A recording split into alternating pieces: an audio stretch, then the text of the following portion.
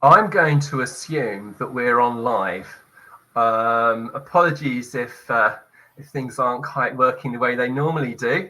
But welcome to good morning, good afternoon, and good evening, wherever you are in the world, and welcome to this week's edition of the ESG show.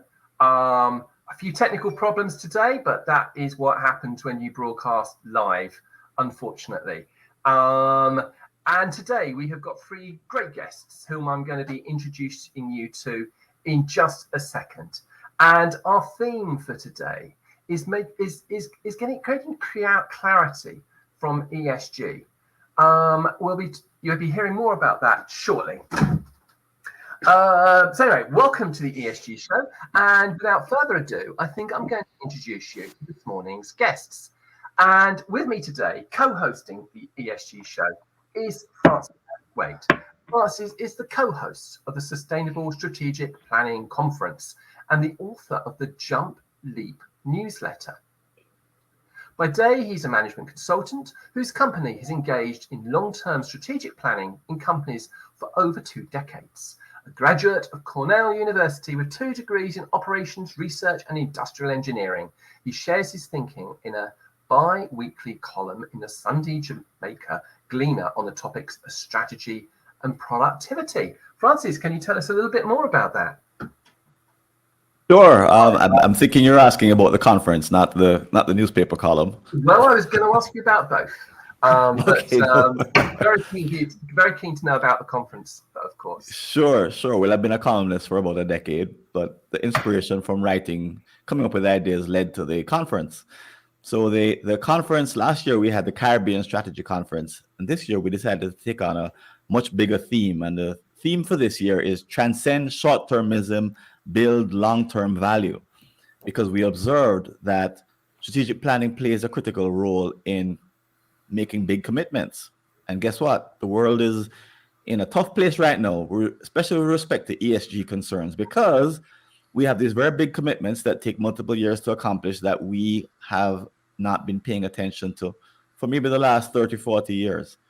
So we wouldn't have a climate change problem if we took the problem seriously way back when, if organizations had long-term strategies that addressed that issue and others like it. So that inspiration got us to put on the Sustainable Strategic Planning Conference, because for us, there will be no success, ESG, LMNOP, anything long-term, unless there's long-term strategic planning in companies that are committed to it. Okay, so it's quite interesting what you just said, that if we done this in the first place, we wouldn't have climate change. That's a great statement, really. We would have climate changing, but we could have reversed it, because we knew about this 40 years ago. Indeed, yeah. So that's a surprise. We knew. We just didn't do anything about it. The long-term commitments just weren't in place. And if companies had taken it seriously and had woven it into their strategic planning process, they would be taking actions today. They would have taken actions 40 years ago that bit by bit would have accumulated into far less of a problem than we have today. Okay. The importance of planning. I'm sold. Now, so Francis is going to be co-hosting the ESG show with me today, and I believe you're about to introduce Sonia. Sure. So Sonia Gawlick, who I met earlier this year, is a management consultant, facilitator, and educator, and friend. She has extensive experience working with small and large businesses, universities, non-for-profits, and international intergovernmental agencies. Her curiosity and love of learning has taken her to over 40 countries, providing her valuable insights into different cultures and understanding of different business practices across different countries, and a heightened awareness of the unique and complex global challenges facing an ever-increasing interconnected world. I can speak to that firsthand from our conversations over the last few months. With a career spanning 3 decades, she recognizes the evolving role and responsibility of business in society and is acutely aware of the needs, benefits, and challenges of going beyond an organization's financial goals in defining success. Whether engaged in strategic research and planning or delivering thought-provoking lectures on the ethics in business, she is committed to improving the way business is done by leveraging her diverse skills and experiences to inspire, empower, and support individuals in building better, more environmentally and socially conscious organizations. Though challenging, she considers these practical, no longer optional, but essential to an organization's long-term success. I give to you, Sonia Gawlick. Good morning, Francis. Good morning, Michael. Good morning, John. Great. Sonia, let me just jump in with a question. Is that okay, Michael? Should I go ahead and query your guest before you introduce John? Please fire away with a question for Sonia. Sure. So Sonia, you, in your intro, you said you're acutely aware of the needs, benefits, and challenges of going beyond just the regular financial goals that organizations use to define their success. What do you mean by that? How do you interpret that? Well, first of all, I spent 10 years in investment finance, so I certainly understand the need for financial goals. But historically, profit maximization was seen as the only purpose of a business, with no consideration for non-economic values.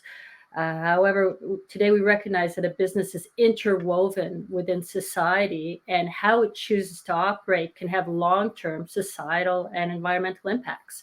The fact is that employees, customers, investors, governments are asking them to not only be good, but be good stewards. So one just has to read the news and see how things have changed over the last 10 years. Companies are now not only talking about vision and mission to drive profits, but they're talking about purpose, they're talking about values, they're talking about the culture and how those things have support their company. Companies are recognizing that as society changes, and is demanding more of them, so must they. They're not only recognizing the benefits of doing good, but also the risks of not doing good. But with those changes come challenges. So different stakeholders and shareholder groups can have differing, if not competing, needs. Integrating sustainable practices takes time and money, a long-term focus, and geographic differences, different laws, all add to the complexity. Great. Thanks, Sonia. Great way to kick us off. Thank you very much. Thank you. Interesting, you're saying that there's risks in doing good and there are risks in doing bad. We're also being joined this morning by John Friedman. Good morning to you, John. It's good afternoon here, of course, but good morning to you. Good day to wherever you are in the world watching this now or watching it on the repeat. Good day is a safe greeting, I think. Although, who knows, it might even be good night for some people. With an international career spanning 3 decades, John Friedman is an award-winning ESG and sustainability leader who helps companies integrate their operational, sales, financial, and cultural initiatives into sustainable and responsible business practices. He has also been instrumental in helping companies of all sizes rise to the top of the sustainability rankings for their respective sectors. He has extensive experience helping organizations define long-term sustainability goals, especially as it relates to environmental stewardship, social progress, and sound governance practices. John Friedman is a respected voice in the ESG community, often presenting at colleges and universities, as well as meetings and conferences. And I might add to that the ESG show as well. He is quoted frequently in national news outlets and is the author of Managing Sustainability, First Steps to First Class, available from Business Expert Press or on Amazon. So John, tell me a little bit about your book. Well, thanks for this opportunity to talk about that and other things. I was approached by Business Expert Press to take what I've been teaching at colleges and universities, what I've been writing about in Huffington Post, and what I've been implementing and talking about, and put it into a book that was designed specifically for business schools and for business leaders. And it offers what I think is a compelling case for ESG and sustainability. It combines real-world examples and with the tools that I've been developing and refining over the years that have helped companies take their sustainability efforts and use them in concert with their sales, financial, and operational and cultural objectives that you mentioned. And the goal here is to drive results, not just financial results, but to reduce risks, enhance your reputation, and enabling companies to attract, hire, retain, and fully engage the best talent, seize the innovation high ground with new products and services, provide access to the socially responsible investment capital, and implement their standard best practices, which will help them earn the social license to operate that is so essential in today's society, while reducing their compliance and regulatory costs. Thank you, John. Thank you very much indeed. So this part of the show, we focus on something topical, something that's been in the news recently. And by the magic of technology, we normally show a photograph of that article at this point. However, there is good news. If you watch the recording of this on YouTube, I'll probably stick it in. I'll probably cheat before we stick this up on YouTube. So for people watching this on YouTube, they'll wonder why we're talking about technical problems, because it will all look perfect, of course. But anyhow, there was a recent article, HBR article, The Evolving Role of Chief Sustainability Officers by R. Eccles and A. Taylor. Francis, can you tell us a bit about this article? What's it saying? Sure. I had a very strong reaction when I read it, I'll tell you. But it says, for the record, the role of the Chief Sustainability Officer is undergoing a rapid and dramatic transformation.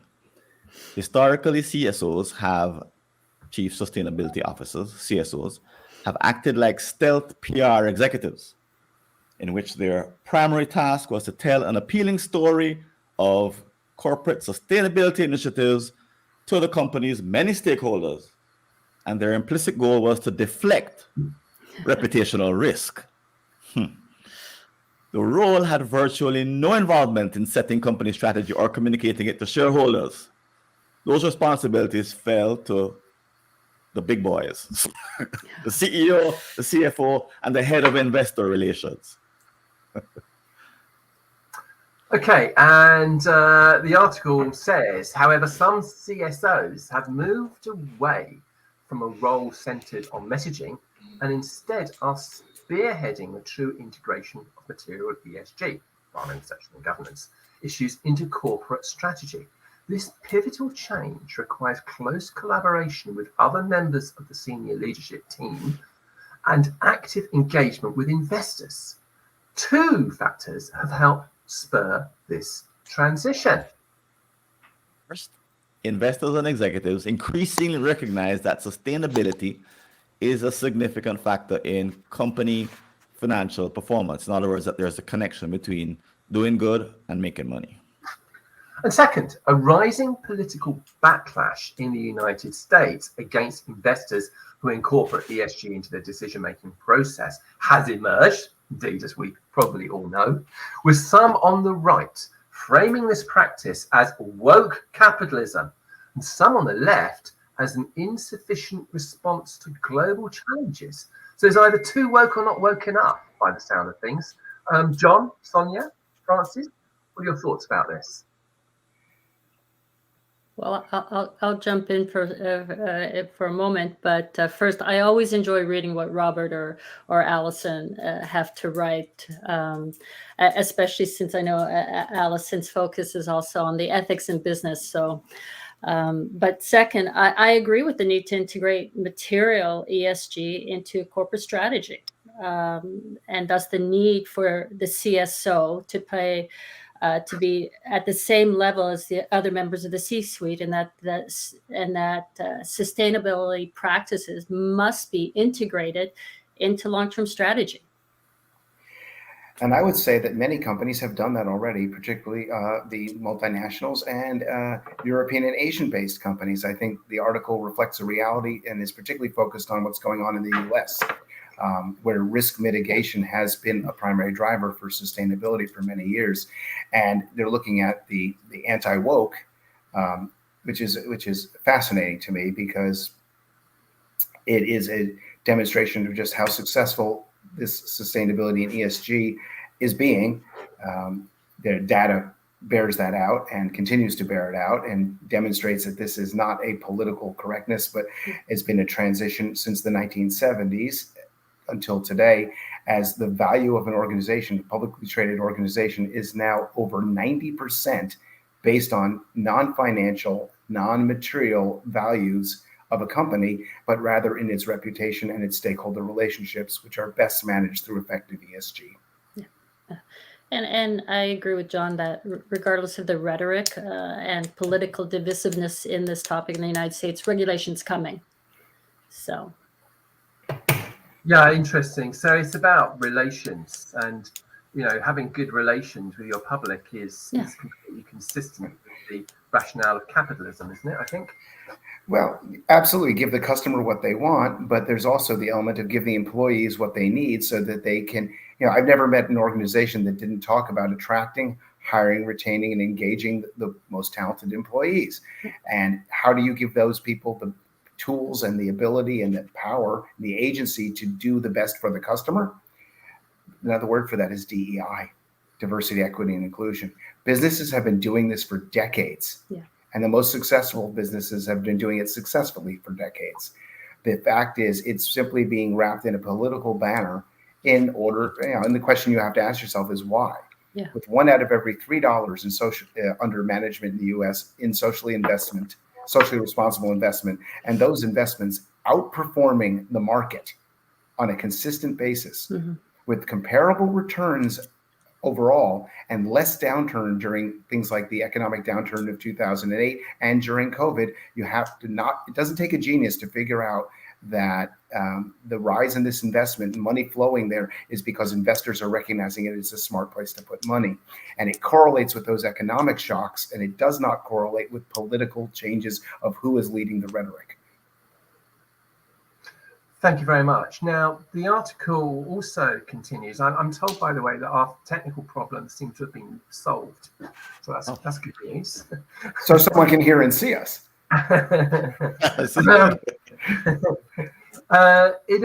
The article also says, as with financial reporting, clear standards will enable investors to make apples to apples comparisons between companies in the same sector, essential for making investment decisions, empowering investors to better analyze a corporate's ESG efforts, and will also improve the rigor of conversations they can have with CSOs. Any thoughts about that? I think that this is not a conversation to have with CSOs, it's with CEOs. I think there's two kinds of companies. There are companies that already have a long-term orientation, and they may not even have CSOs because they've already incorporated ESG and other long-term considerations in their planning. But then there are the others, which are short-termers, which are the majority. And if they hire a CSO, that CSO is going to be the kind that we referred to before, which is the one that's there for the PR purposes. In other words, the greenwashing types, the one who are trying to create an impression, when in fact, when you go look at the company's actual strategic planning, all you see are short-term plans. So there's no real commitment to the long term. There's like a pretend commitment. In those companies, I think there's a bigger challenge. But the challenge isn't in the reporting. The challenge is in the thinking that leads to the reporting. So I think we don't want to get mixed up, and I think there's a lot of focus on reporting and following the regulations and the upcoming legislation. But the cure is not to bring in more measurements. The cure is to give companies a way to think in the long term more readily and more easily and more often. And bring in the right measures.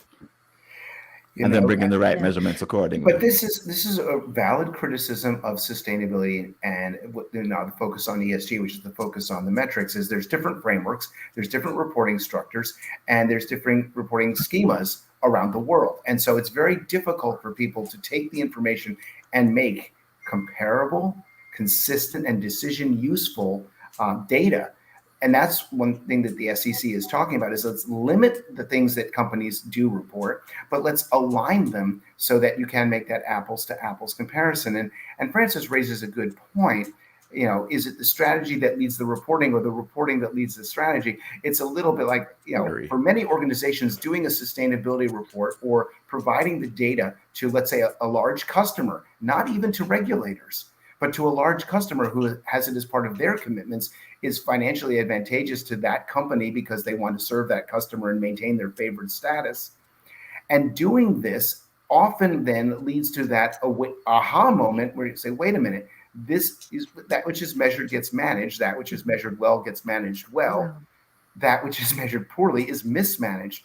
But what happens is reporting can be the on-ramp to the conversation, because once you start reporting on this, why are our, CSOs or CEOs or CFOs, why is this data not moving? Why are, we're reporting the same thing over and over every year to the same customer? That's not going to satisfy long term.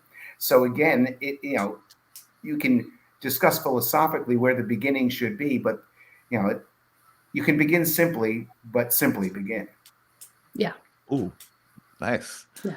And we're in a period of transition. A lot of companies are incorporating this. They're learning per this article, they're recognizing that it has to be integrated into a strategy. It's not just a bunch of numbers you calculate. You need to understand why you're measuring it and what it has to do with strategy. And information is power. So not just for the investors, but for the customers, for the clients, for the employees. Yeah. Okay, thank you very much. Information is power, but I also have power, and I have the power to move this discussion on. And at this point, I'd like to have a brief chat with Sonia. Normally, Francis and John would disappear at this stage, but we dare not take that risk. We dare not take that risk this morning, because we might not get them back if we do that. So Sonia, yes. Tell me about ESG impact strategic planning. Can you tell me a little bit about that? Well, where I see in terms of strategic planning, so first of all, ESG is just a metric. And where it's important with the strategic planning is that it spurs the conversation, recognizing that sustainability is defined as the meeting the needs of the present without compromising the ability of future generations to meet their own needs. And ESG allows, like I said, to spur these conversations. And if you're really doing strategic planning and you're thinking long term, you need to think about these things. You need to think about not only the risks, but the impact that your business decisions have on on society, on your stakeholders, on your shareholders.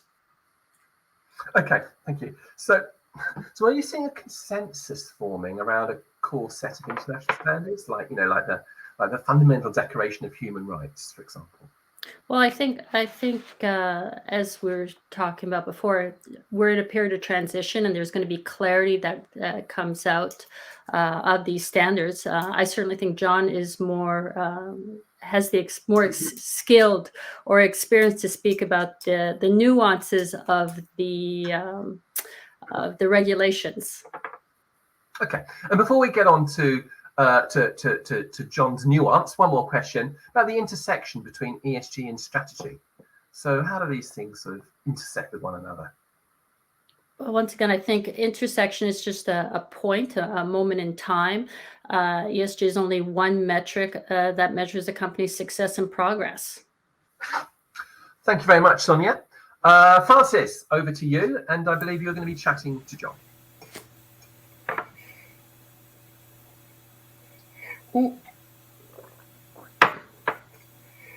Francis, we've lost your audio. I had it on mute. I was trying to be effective. John, what's the biggest risk to the future of ESG policies? The biggest risk to them is actually not the political backlash. That, in my mind, is a sign of success, because people are arguing against something that they don't understand or they're misrepresenting.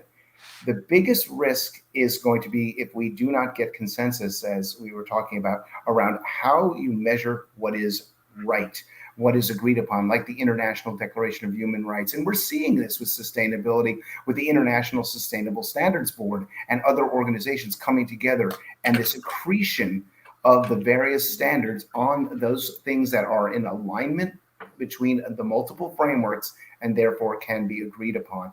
Just like we saw the consensus in at the COP 25 meeting in Paris, And those international agreements are necessary. The same way we had them for accounting standards, and the same way we have them for other things. Now, there are some variations. US GAAP is different than European Union GAAP, but there's still those standards so that we know how to measure things and compare them.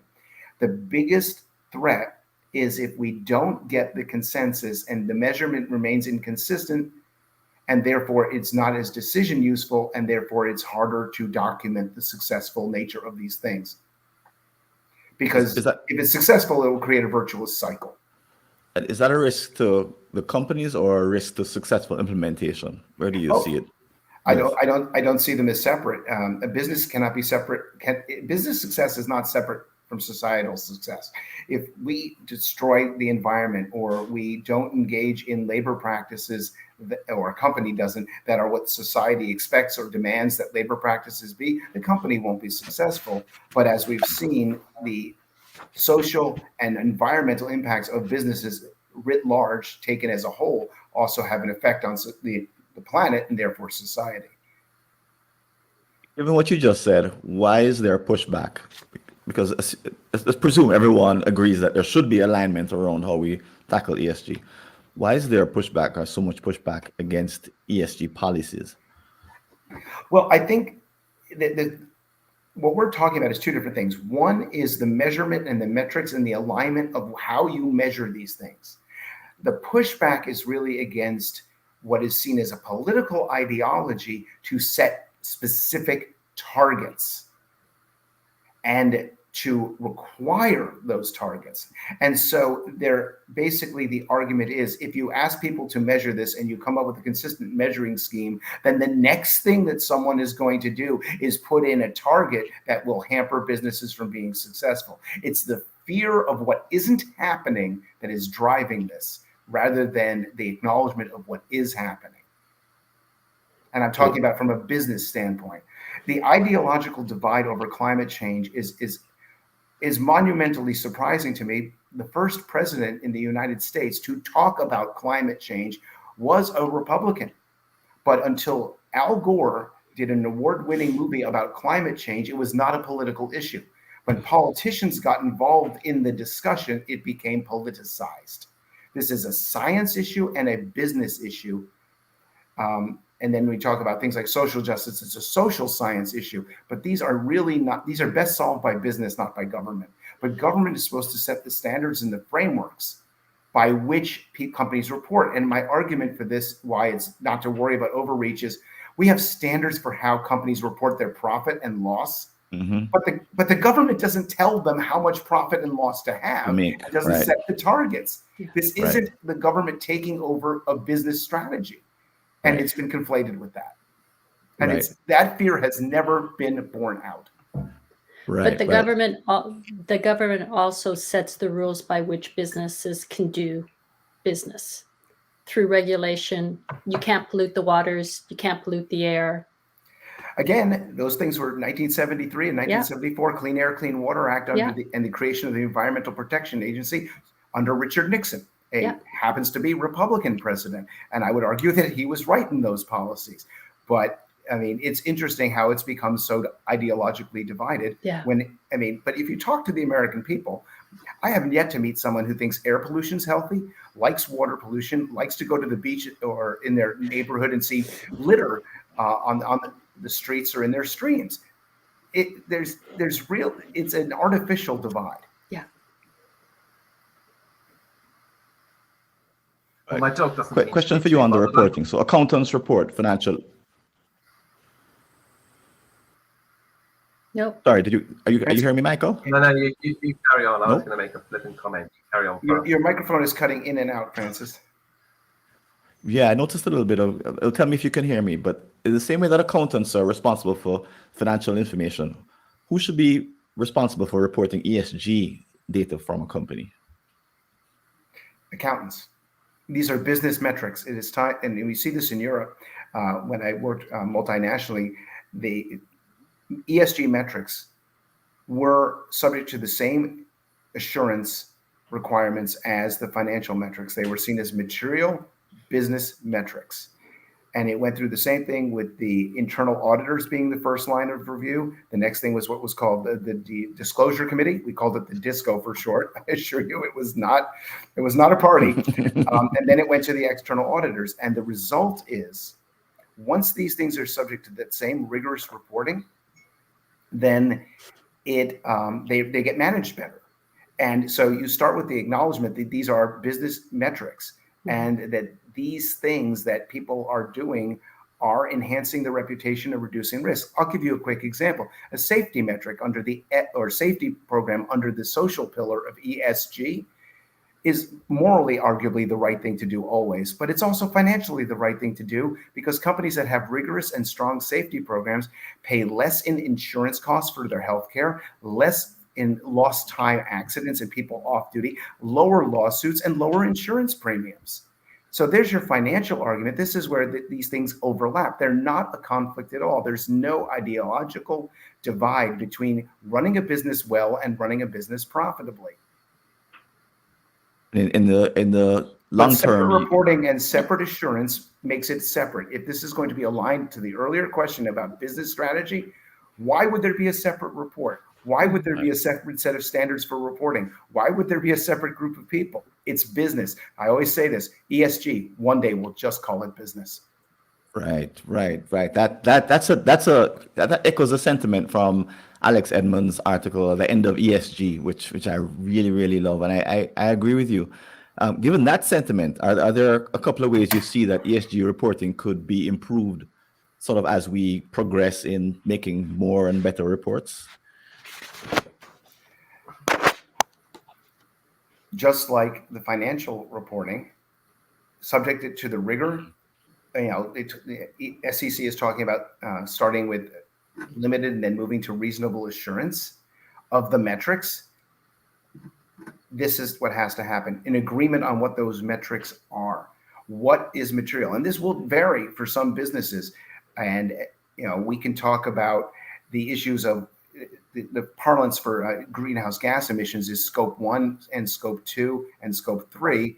Scope 1 being your operational emissions, and I'm generalizing here. Scope 2 being the use of energy for your organization that is generated externally but is used on your site. And scope 3 is everything else under the sun on your value chain, from your suppliers to your customers' end use. And there's some real questions as to what of that is an organization's responsibility to report. We need to start getting consensus on what it needs to report, but we don't need to, we can start with the stuff that people agree on. Yeah. And grow from there and make the reporting more complete, more robust over time. But to say we haven't got the whole thing figured out, so we should do nothing, is putting our heads in the sand. And as you pointed out, Francis, earlier in the conversation, putting heads in the sands, even when companies' own data showed things like greenhouse gas emissions were linked to climate change, gets you into big problems. Okay, thank you, John. We've got a couple of questions in from the audience, which I will turn to very, very quickly because we're running short time as ever. Cool. Just one observation I like to make. We're talking about the Human Rights Declaration just now. If my memory of history serves me correctly, it took a world war for us to agree that declaration. And then finally, people sort of came to their heads and signed, which I suppose is an extremely important piece of global cooperation.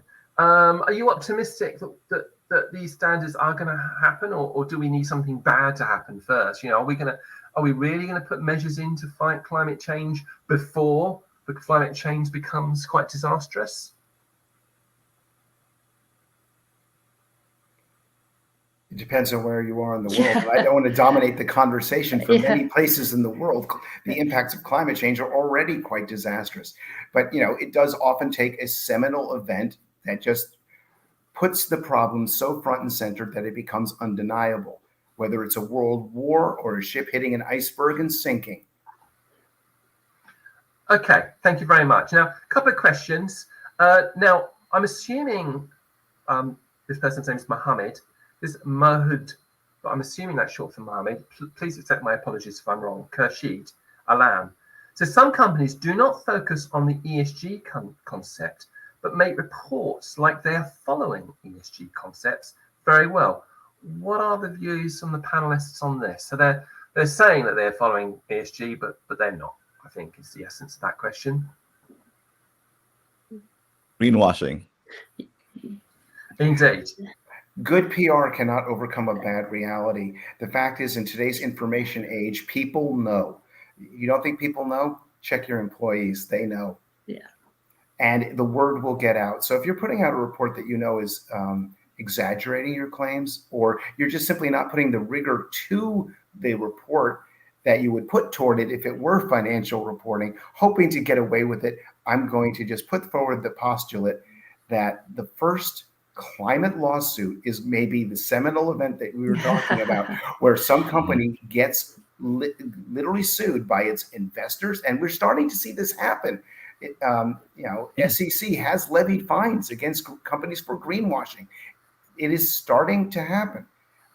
And when it damages a brand significantly enough, then others will take heed. I can only hope, but I also think that in the big picture and in the long term, if we do solve the problem of climate change, the thing that we want to have left behind as a result of this whole effort that we're making right now is metrics that reflect long-term thinking. Mm-hmm. So we want to somehow come out of this project that we're on, let's call it the climate change project, so that 100 years from now, regularly reporting on long-term commitments and long-term thinking and strategy is a regular part of what companies do, which would hopefully then mean that they are actually thinking long-term and they're not just putting together spreadsheets for the sake of reporting. But I think that's the big sort of the trend that we're trying to inculcate here is long-term thinking. Today it's climate change, but tomorrow it'll be something different because we will get past this point. That's we hope we will.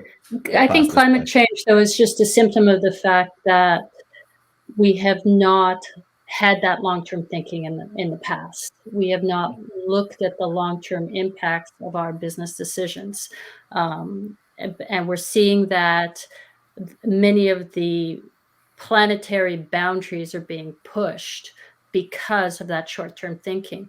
But for that to change, it requires a very holistic and systems thinking, and that's happening. Yeah. Okay. All right. Thank you very much. We are running short of time. I think we need to turn to our group discussion very, very quickly. I'll just tell you a little bit about next week's ESG show. That will be broadcast 2 hours earlier at 1 p.m. BST. We've got two themes next week. We've got one theme we're looking at what went wrong with carbon offset markets and what will happen next. And we've got another theme looking at AI and ESG as examples of disruptive technology. Now, let's just turn to our group discussion, although, frankly, I think we've been having a group discussion all the time, which is creating clarity out of the chaos of ESG. Now, the famous American economist Milton Friedman once said, the social responsibility of business is to increase its profits. And without putting words into your mouth, I did want to pick up on something you said just now, John, about, Francis, about long-term thinking. It seems to me that there's nothing anti-capitalist about long-term thinking. Isn't that the mantra by which Warren Buffett bases his investment decisions? I don't believe anyone has ever accused him of being woke or anti-capitalist. And I'm pretty confident that most people agree that Jeff Bezos is a capitalist, and yet he always emphasizes long-term thinking. And I wonder whether this is the issue with what Milton Friedman said. Yeah, the social responsibility of a business is to increase profit in the long term, not to worry too much about next quarter and sacrifice long-term stability. Is that the point, or is there more to it than that, do you think?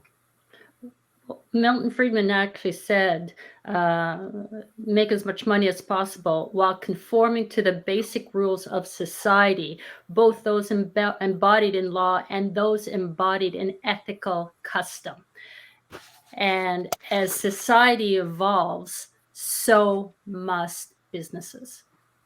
Yeah, and I would just add, no relation, Milton Friedman, but it's that second sentence, which is in the exact same New York Times article, that is often omitted by critics of Right. ESG and sustainability. And as I mentioned earlier, and the study that shows this is Ocean Tomo, that the value of an organization is more embedded in it. If you take the financial and physical assets of an organization and you add up their value as reported now, and then you take separately in a column the price per share of a stock and multiply it by the number of shares of stock available, you'll discover a huge disparity between the physical and what the stock market valuation of a company is. That reflects the societal change. When Milton Friedman wrote that, it was about 14% was the intangible assets. It's now 90. Yeah. That shift since 1970 is the shift in society reflected in the stock market. It's also reflected in socially responsible investments. As I said earlier, it's not reflected by politics. And the key thing to point out is that is a trend that has gone on for the last 50 years. So when you say what's the biggest threat to ESG is people not getting on this trend, it's the biggest threat is to the companies, not to ESG. Because even if this were to reverse, let's say it's a pendulum, it starts reversing tomorrow. If it started reversing tomorrow, it would at least take as long for the pendulum to swing the other way. And most people's careers are not 25 or 30 years or 50 years. That means this is going to be in play for the rest of the time that anyone watching this is in business. Not only that, I think we have to recognize the context in which Milton Friedman said that. This was 1970. There were 3.7 billion people on the planet in 1970. There are currently 8 billion people on the planet. The things that we valued then are very different than the things that we value today. We place a value today on clean water, clean beaches, clean air. That is why, and as John mentioned, that we had the Equal Pay Act of 1963. We had the phasing out of lead in gas in 1975. Society demands through education as such, they demand that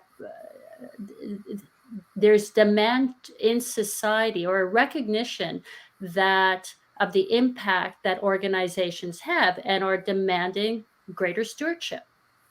Look at the ozone hole. That was look at the ozone. Look right. at the CFC and the policies, how and how countries came together to put in regulation to deal with the ozone, the hole in the ozone layer. And I'll just throw another one out there because it's a statistic that most people don't think about. When Milton Friedman wrote that, on the social side, a woman in the United States of America could not own a credit card in her own name without her husband's signature. That is how far we have come. That's how long. That's how far we have come. There was no EPA. There was no Clean Air Water Act. There was no Clean Water Act. Child labor laws were, much different. Those are all things that have been driven by society, and society is demanding this of business because, frankly, let's talk about the effectiveness of capitalism. If society wants it and business provides it, business will make a profit. It will move far faster than government. Those things that the government did do back then, which were government-led, integration of schools and things like that, were government-led, but they were also reflecting the will of society. Okay, one thing I would, just to add one thing to what we've said so far is that this is not only about for-profit business. Absolutely. This is for organizations of everywhere where 5 people come together and form a club to go running. It's there as well. Yeah. So this need is everywhere. It's not just on for-profit or publicly held companies. This is for every NGO, every educational organization, every church, everywhere people gather together to try and get something done. That's where this needs to happen. Everyone has a role and a responsibility to play, both as an individual, civil society, businesses, government. Political parties. Exactly. We have to come together recognizing that we actually have strategy. We actually have a vision, which is to be able to to make sure we have to make sure we still have humanity 100 years from now. The planet's still going to be here. Let's hope that humanity is still here as well. Well, that would be rather nice if we're still here, wouldn't it? I've got 2 young grandchildren, so I have vested interest in that. So what do you think the role of business is in the global world? In today's dispensation, you mean, Mike? Yeah, in the context of what we're talking about. Yeah. There's an interesting, it comes back to the fundamental question of definitions and agreed on standards. And I'm going to put this in the positive on both sides to show what the duality, and I'm going to talk about the extremes. Is the role of business to be protective and respectful of the indigenous culture that it encounters, or is it to be advancing of the human condition?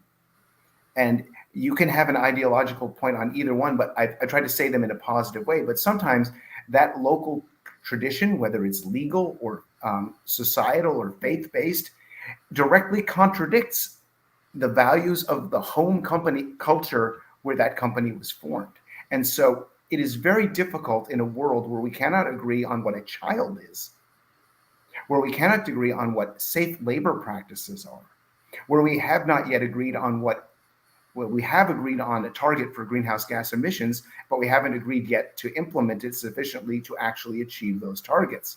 It's very difficult to say what is the role of business, because it has to balance both, right? If it's not respectful of the local culture, it will not succeed in that local culture. It will not be allowed in that local culture. But on the same time, simply by showing up and having its own business culture, it does affect the reality of the situation where it brings its new operations.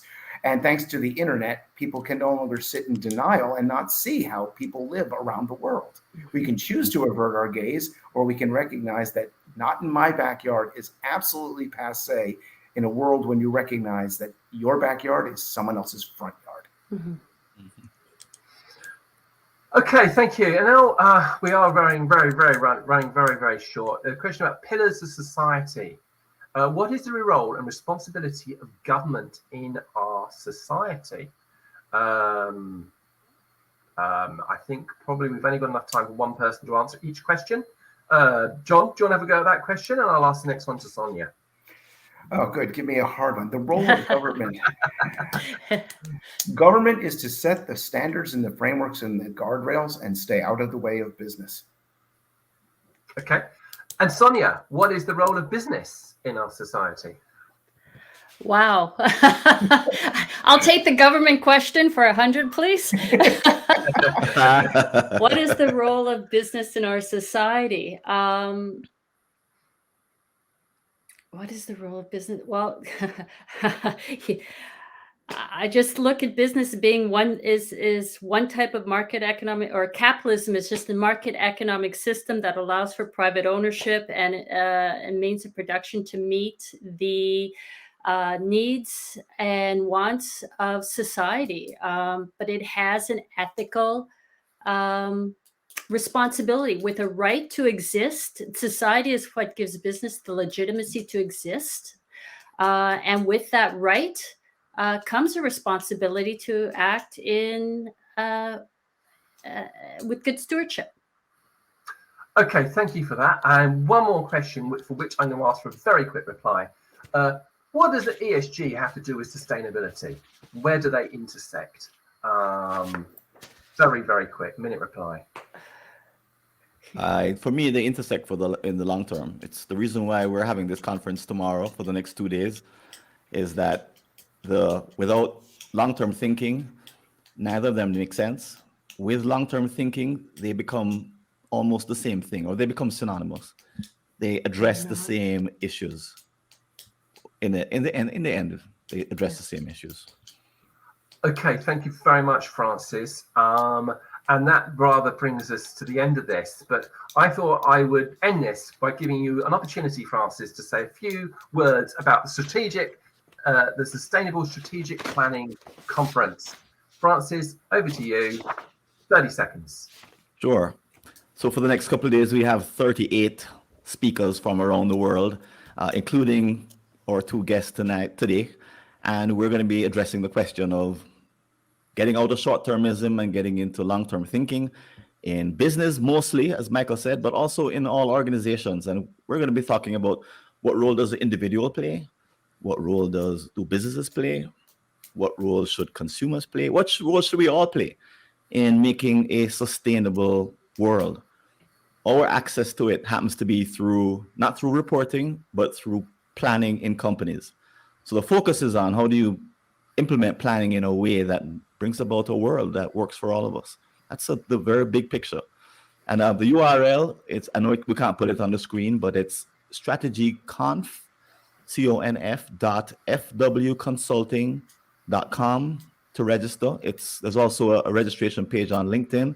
That one is too complicated for me to mention, to repeat. But I guess we could drop it in the chat on the LinkedIn page and on the YouTube page and show folks how to register that way. Okay. Thank you very much. Thank you very much indeed. And I was rather hoping to share with you an image of your conference, Francis, but unfortunately it hasn't appeared. So thank you very much, everybody. And thank you, Francis, John, and Sonia. See you next week. Thank you very much. Thanks, everyone.